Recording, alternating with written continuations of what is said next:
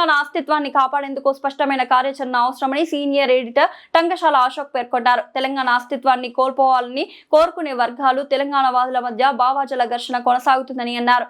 ఈ సవాల్ను ఓపికగా క్రమబద్ధంగా ఎదుర్కోవాల్సిన అవసరం ఉందని, దీనికి జయశంకర్ స్ఫూర్తి మార్గదర్శకమని తెలిపారు. తెలంగాణ అధ్యయన సమాలోచన కేంద్రం టాస్క్ ఆవిర్భావ సమావేశంలో ఆయన మాట్లాడుతూ అస్తిత్వ భావజాల వ్యాప్తి నిరంతర ప్రక్రియ కావాలన్నారు. వ్యతిరేక వర్గాల వాదనలు కొందరిని ప్రభావితం చేసే అవకాశం ఉన్నందున సమాజంలో చైతన్యం పెంపొందించాల్సిన అవసరం ఉందని సూచించారు. అస్తిత్వ పరిరక్షణ కోసం ముందుగా వర్క్షాప్ నిర్వహించి కార్యాచరణ రూపొందించాలని ప్రతిపాదించారు. సీనియర్ జర్నలిస్ట్ పరంకుశం వేణుగోపాలస్వామి మాట్లాడుతూ తెలంగాణ ఏర్పాటుకు ముందు సమాజం సంక్షోభాన్ని ఎదుర్కొందని, మీడియా బలహీనతతో పాటు రాజకీయ పరిమితుల వల్ల ఇబ్బందులు ఎదురయ్యాయని అన్నారు. ప్రస్తుతం తెలంగాణ అస్తిత్వ పరిరక్షణ బాధ్యత మరింత పెరిగిందన్నారు.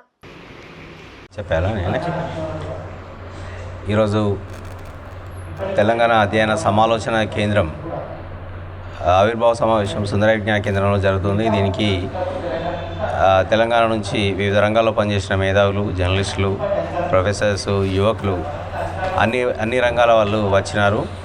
ఈ చర్చలో భాగంగా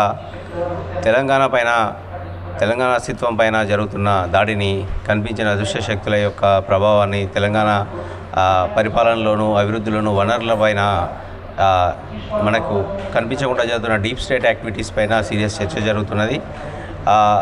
తెలంగాణ ఏర్పడిన తర్వాత 12 సంవత్సరాల అనంతరం కూడా ఇవాళ తెలంగాణ అస్తిత్వం ఒక ప్రమాదంలో పడిన సందర్భంలో తెలంగాణ బుద్ధిజీవులు, విద్యావంతులు, విద్యార్థులు కూర్చొని ఇక్కడ చర్చిస్తున్నారు.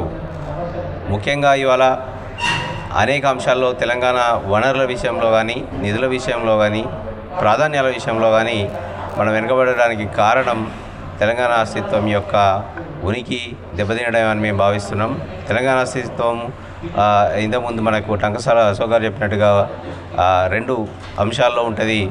ఒకటి ఉనికి అయితే, రెండవది మనుగడ. ఇలా మనుగడ చాలా సాఫీగా జరగడానికి, దేశంలోనే ఒక అభివృద్ధి చెందిన రాష్ట్రంగా అభివృద్ధి పదంలో వెళ్తున్న రాష్ట్రం మళ్ళీ కుంటుపడడానికి కారణం ఏంటి అనే అంశాలపైన కూడా చర్చిస్తున్నాం.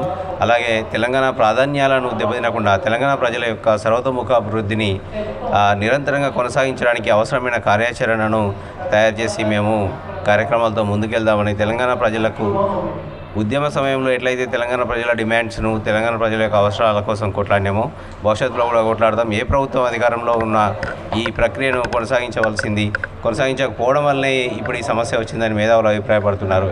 కాబట్టి మేము భవిష్యత్తులో దీన్ని నిరంతర అధ్యయన కేంద్రంగా, ఒక రీసెర్చ్ సెంటర్గా టాస్క్ ఉంటుందని, టాస్క్ తెలంగాణ ప్రజల తరపున అడుగుతుందని, ఇది టాస్క్ తెలంగాణ యొక్క బాధ్యతగా టాస్క్గా ఉంటుందని తెలియజేస్తున్నాం.